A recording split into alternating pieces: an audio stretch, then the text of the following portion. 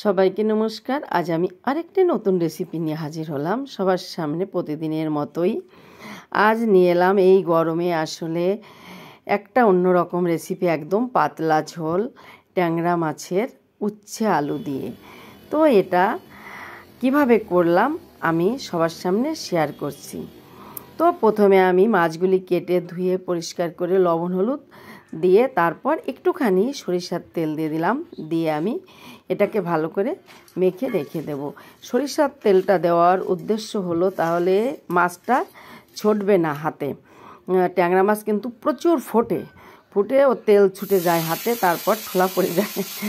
তো আমার কড়াই এই যে গরম হয়ে গেছে, তারপর মাছগুলি ভেজে নিচ্ছি। আমরা মাছ ভাজতে সবাই জানি কম বেশি, তো আমি মাছগুলো সুন্দর করে ভেজে নেব সব।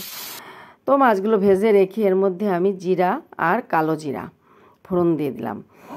ফোড়ন দিয়ে এরপর আমি আলু আর উচ্ছেটারে কেটে উচ্ছেটারে লবণ মেখে রেখে দিয়েছিলাম। তারপর সেটাকে ভালো করে ধুয়ে আবার লবণ হলুদ মেখে এবার আমি দিয়ে দিচ্ছি এই যে কড়াইয়ের মধ্যে। ফোড়নের পরে আমি আলু উচ্ছে দিয়ে দিলাম, দিয়ে আমি আলু উচ্ছেটাকে খুব সুন্দর করে ভেজে নেব কিন্তু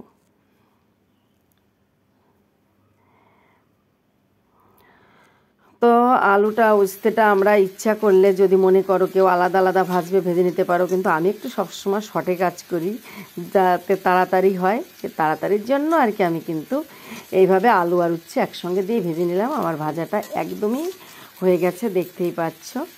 তো এই পর্যায়ে হলেই কিন্তু আমি এখন হাফ চামচ কালো জিরা আর 1 চামচ জিরা পেস্ট করে রেখেছিলাম সেইটা আমি দিয়ে দিলাম। এখানে ছোট চামচ কিন্তু বড় চামচ নয়। সেটাকে আমি একদম পাটায় বেটেই কিন্তু আমি পেস্ট করে নিয়েছি আর দিয়ে দিচ্ছি একটু জল মশলাটা কষিয়ে নেওয়ার জন্য। একদমই কিন্তু সিম্পল মশলা এবং ঝামেলা ছাড়াই কম মশলায় মাছের ঝোল। এখানে যদি কেউ পেঁয়াজ রসুন খেতে চাও তো পেঁয়াজ দিতে পারো, আমরা পেঁয়াজ রসুন তেমন পছন্দ করি না, মানে এইভাবে তাই দিইনি।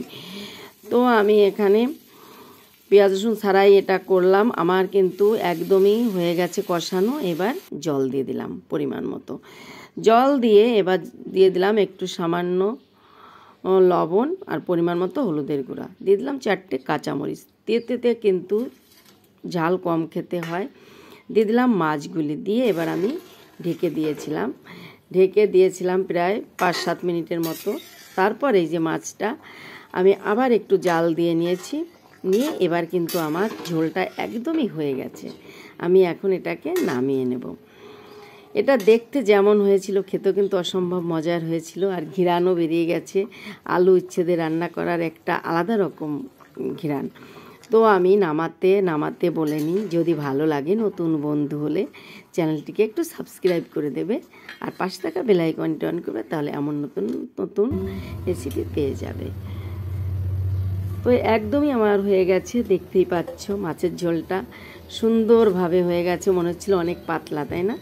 কিন্তু নামানোর পরে আলুর জন্য কিন্তু একটু টেনে যায় ঝোলটা।